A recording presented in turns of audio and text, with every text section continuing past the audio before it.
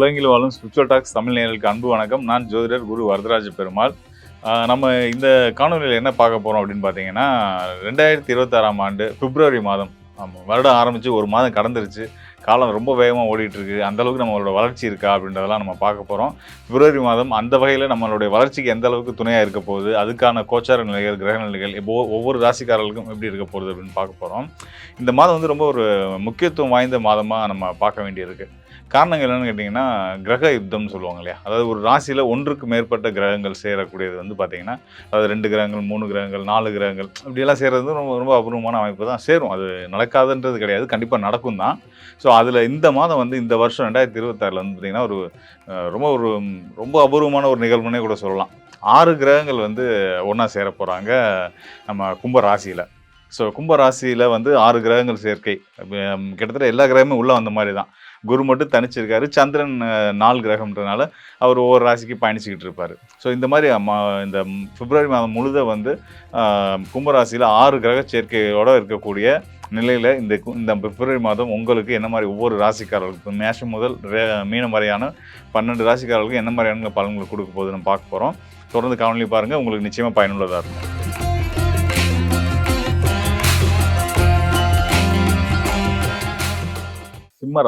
சிம்மராசி சொல்லும் போதே வந்து அந்த ஒரு கெத்து வந்துடும். அந்த அளவுக்கு வந்து சிம்மராசிங்க அப்படின்னு சொல்லுவாங்க.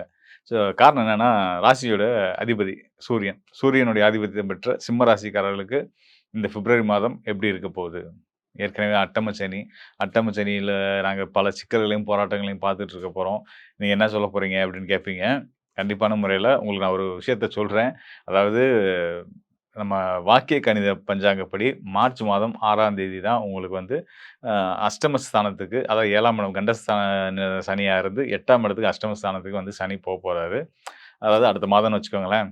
அது ஒரு பக்கம் இருக்கட்டும். சனியை நம்ம வந்து வேற மாதிரி டீல் பண்ணிக்கலாம். அதை விட மிக சிறப்பான விஷயங்கள் இந்த மாதம் உங்களுக்கு பிப்ரவரி மாதத்தில் கண்டிப்பான முறையில் இருக்குது. நீங்கள் விருப்பப்பட்ட அனைத்து விஷயங்களும், உங்களுடைய போராட்டங்களுக்கான வெற்றிகளும் கண்டிப்பான முறையில் கிடைக்க போகுது. பெருசாக சிம்மராசிக்காரர்களாக நீங்கள் என்ன எதிர்பார்ப்பீங்க? மதிப்பு, மரியாதை, செல்வாக்கு, 4 பேர் நம்ம போனோம்னா வாங்க வணக்கங்க அப்படின்னு நம்மளை மரியாதை செலுத்தணும். இதை தான் நீங்கள் பெருசாக எதிர்பார்ப்பீங்க. அதுக்கேற்ற மாதிரி தான் உங்கள் வாழ்க்கையவே நீங்கள் தகவமைச்சு கொண்டு வந்துட்டுருப்பீங்க. எந்த இடத்துலையும் நம்மளை யாரும் குறை சொல்ல முடியாத ஒரு வாழ்க்கையை வாழணுன்ற ஒரு ஒரு ஒரு ஒரு நெறியோட வாழ்ந்துட்டு இருக்கக்கூடிய ராசிக்காரர்களா சிம்ம ராசிக்காரர்கள் இருந்துட்டு இருக்கீங்க. இருந்தாலும் வந்து பார்த்தீங்கன்னா, உங்களுடைய ராசிக்கு 7ஆம் இடத்துல கேது, 7ஆம் இடத்துல ராகு, ராசியில கேது. கேது வந்து ஞானகாரகன்.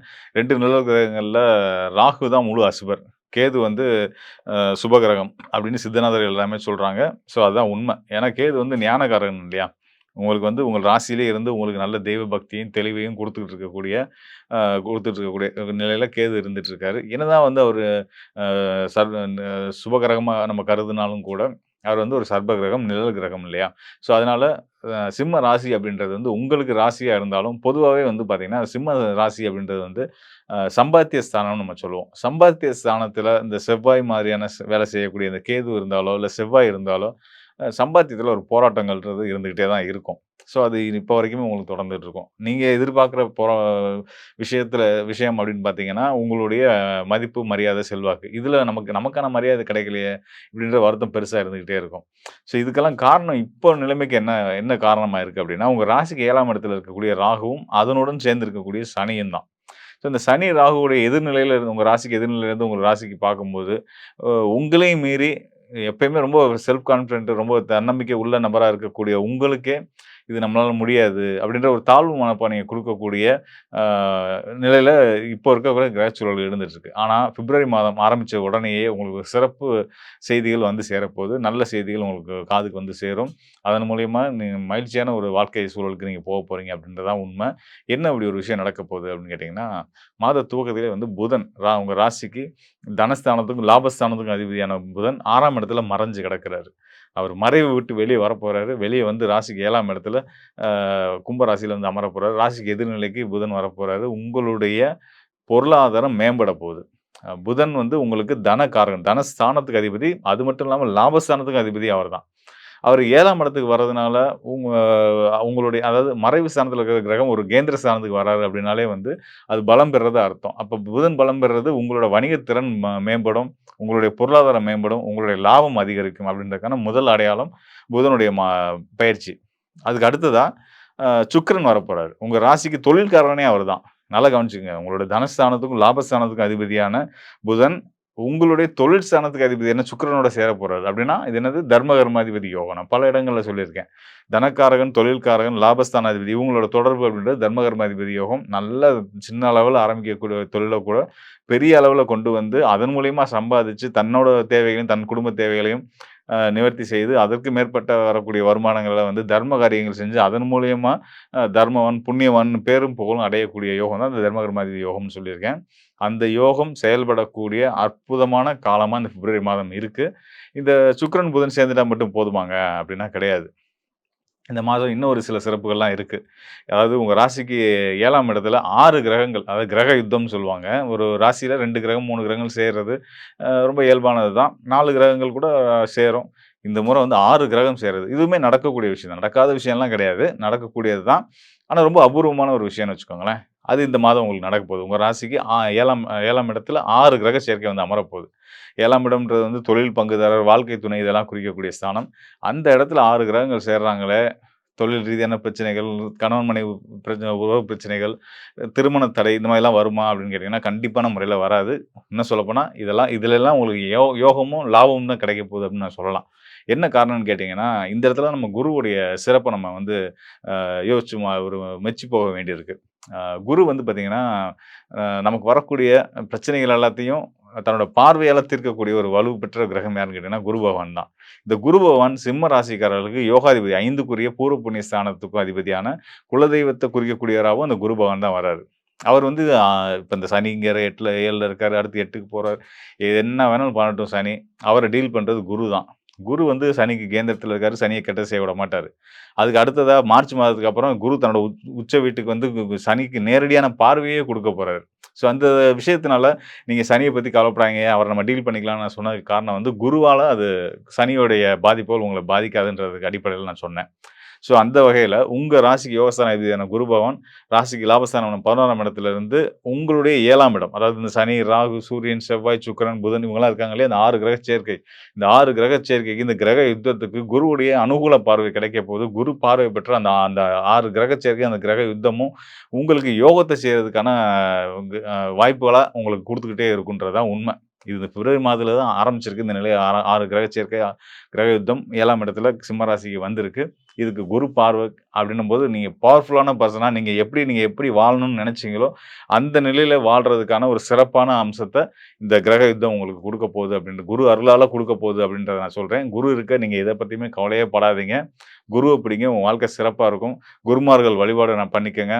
உதாரணத்துக்கு சொல்லணும்னா, ரமணர், நம்ம அ பட்டினத்தார், அப்புறம் நம்ம வள்ளலார் இப்படி யாராவது ஒரு குரு நீங்க சாய்பாபா யார வேணாலும் எடுத்துக்கங்க. ஆனா கண்டிப்பான முறையில சிம்ம ராசிக்காரர்களுக்கு குரு வழிபாடு, குருமார்கள் வழிபாடுன்றது ரொம்ப அவசியமா இருக்கு. அத நீங்க குருமார்கள் வழிபாடு பண்ணுங்க. தட்சிணாமூர்த்தி வழிபாடு பண்ணுங்க. ஆ சு சூரிய நாராயணர் வழிபாடு பண்ணுங்க. உங்க வாழ்க்கை ரொம்ப சிறப்பா இருக்கும். இந்த மாதம் துவக்கம்னு வச்சுக்கோங்க. பிப்ரவரி மாதத்துல உங்களுக்கான யோகங்கள் துவங்குது. இனி இனி அடுத்தடுத்து வரக்கூடிய ஒவ்வொரு காலத்திலயும் இதோட இம்பாக்ட் இருந்துகிட்டே இருக்கும். அதன் மூலியமா நீங்க மகிழ்ச்சியா, சந்தோஷமா, கௌரவமா, செல்வாக்கா இருப்பீங்க அப்படின்றத மனப்பூர்வமா, உறுதியா நான் சொல்லிக்கிறேங்க. மேலும் நம்ம கவனிக்க வேண்டிய விஷயம் என்னன்னு கேட்டீங்க அப்படின்னா வந்து பார்த்தீங்கன்னா, அதாவது நம்ம சொன்னோம் இல்லையா, அந்த கிரக சேர்க்கை. கிரக சேர்க்கை அப்படின்றது வந்து பார்த்தீங்கன்னா, கிரக யுத்தம் அப்படின்னும் சொல்லுவோம். அந்த கிரக யுத்தம் ஏற்படுறதுனால நல்லதா, கெட்டதா இந்த விஷயங்கள்லாம் இருக்கு. அது சேரும் இடத்த பொறுத்து, சேரும் கிரகங்கள பொறுத்து அந்த பலன்கள் மாறுபடும். இன்னும் ஒரு சிலருக்குலாம் வந்து ஒரு சிலருக்கு இல்ல பொதுவாவே வந்து லக்னத்துக்கு அடிப்படையிலயும் பிறந்த நேரம் நேரத்தின் அடிப்படையில தான் லக்னம் கணிப்போம். ஸோ அந்த லக்னத்துக்கு எந்த இடத்துல கிரக யுத்தம் அமைறதுன்றத பொறுத்து அவங்க ஒரு சிலர் வந்து கோடீஸ்வரனும் ஆவான், ஒருத்தன் வந்து ஆண்டியாவும் ஆவான். இதெல்லாம் நடக்கிறது இயல்பு தான். ஸோ இதெல்லாம் இருந்தாலும் கூட கோச்சார அடிப்படையில அந்த கிரக சேர்க்கை அப்படின்றது வந்து நான் உங்களுக்கு முக்கியமா ஒரு விஷயம் சொல்ல விரும்புறேன். அதாவது நம்ம கொரோனா டைம் இருக்கு பார்த்தீங்களா? 2020 அப்ப இந்த 6 கிரக சேர்க்கை இருந்துச்சு. இதே கிரகங்கள் சேரல. வேற வேற கிரகங்கள் சேர்ந்து குரு, கேது, செவ்வாய், சுக்கிரன், புதன் இவங்கலாம் சேர்ந்து இருந்தாங்க. ஸோ அப்பதான் நம்ம கொரோனா எஃபெக்ட் வந்துச்சு. இதெல்லாம் தொந்தரவுலாம் இருந்துச்சு. ஆனா என்னன்னா, அப்ப வந்து குரு நல்லது செய்யக்கூடிய குருவே வந்து அந்த கிரக யுத்தத்துக்குள்ள மாட்டியிருந்தனால, நாமலாம் வந்து லாக்டவுன் உள்ள போய் வீட்டுக்குள்ள சிறைவாசம் இருந்துட்டோம். ஸோ அது நடந்தது இல்லையா? அப்படியான ஒரு 6 கிரக சேர்க்கையில இப்ப குரு தனிச்சு இருக்காரு. குருவுடைய அருளால நம்ம தப்பிச்சுட்டு இருக்கோம். ஸோ அதுதான் இங்க உண்ம. அதாவது நம்ம அந்த சயின்டிஃபிக்கலா சொல்லும்போது, இந்த அ மா நவீன அறிவியல்ல சொல்லும்போது சொல்லுவாங்க. அதாவது குரு வந்து ரொம்ப பவர்ஃபுல்லான கிராவிட்டி கொண்ட கிரகம் அப்படின்றதுனால, நம்ம பூமி மேல விழக்கூடிய மற்ற கிரகங்கள் மேல விழக்கூடிய அந்த எரிக்கற்கள்லாம் தன் பக்கம் இழுத்துப்பாரு அப்படின்னு சொல்லிட்டு. ஸோ அதுதான். நம்ம மேல விழக்கூடிய நமக்கு நடக்க இருக்கக்கூடிய சங்கடங்கள, த தொ துன்பங்கள் எல்லாத்தையுமே குரு பார்வைன்னு நம்ம சொல்றோம் இல்லையா ஜோதிடத்துல. அதுதான். அந்த குருவுடைய அனுகூலம் கிடைக்கிறதுனால, அதெல்லாம் நமக்கு நடக்காம தவிர்க்கப்படுது.